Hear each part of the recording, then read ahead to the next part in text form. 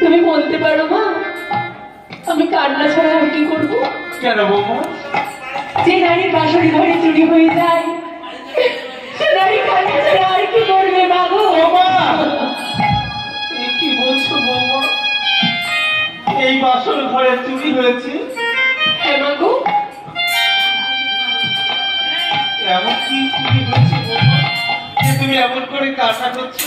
মাগো সকল ধন রেখেছিলাম আমি আমার এই লৌহ বাসর ঘরে, সকল ধন থাকতে মাগো আমার ওই শঙ্খটাই নিয়ে গেল চোরে।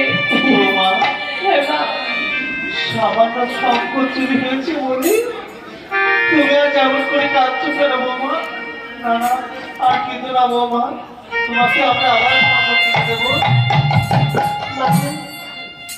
আমি জানি মা কাল সকালে হয়তো আপনি ওই ভাষণে নিয়ে গিয়ে আমার এই হাতখানিতেই নতুন শঙ্খ তুলে দেবেন, কিন্তু মাগো আজকে যে আমার এই শঙ্খের সাথে সাথে আমার এই সুদাসিদরটা হারিয়ে ফেলেছি মা, সুদাসিদরটা চুরি হয়ে গেছে।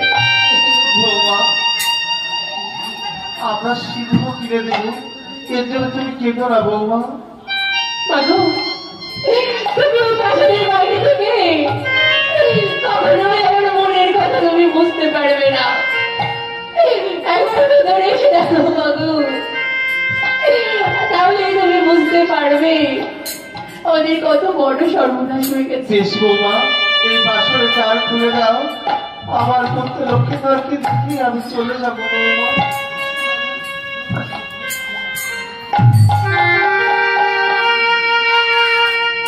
দেখি এত সুন্দর খাট পালঙ্ক ছিঁড়ি আমার পুত্র ধুলায় গড়া করে যায়। দেখো না মা তোমার ছেলেকে আমি সেই কখন থেকে রেখেই চলেছি, সে আমার ডাকে সাড়া না দিয়ে।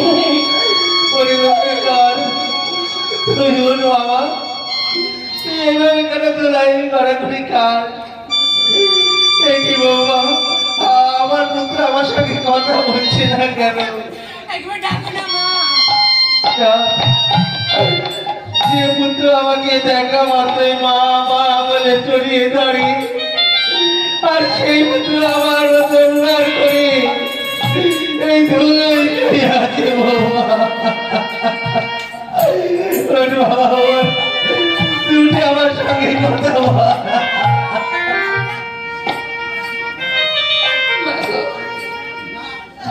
তোমার ছেলে যে আর কোনোদিনও তোমার সাথে কথা বলবে না মা,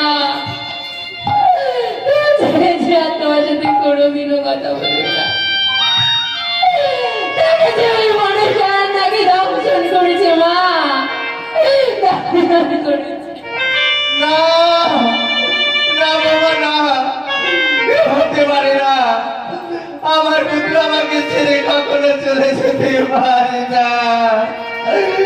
লক্ষ্মীধর তুই একটিবার আমার সঙ্গে কথা বল।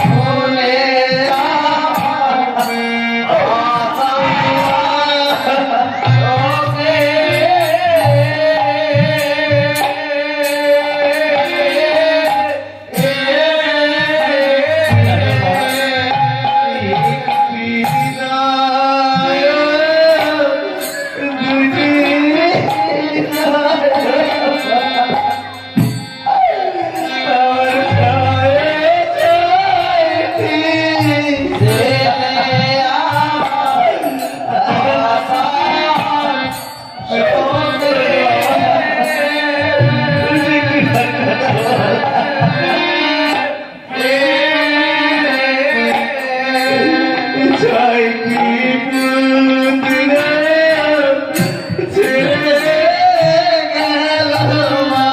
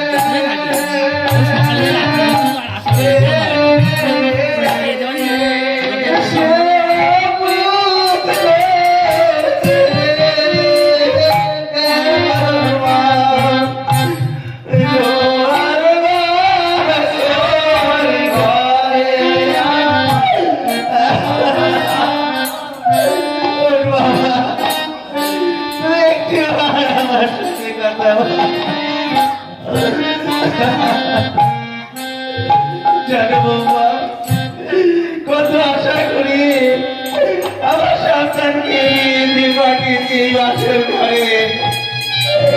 কাল সকালে লোকে যে আমায় কি বলে, আমাদের সবাই পুত্র কাকি বলে গালাগালি দেবে।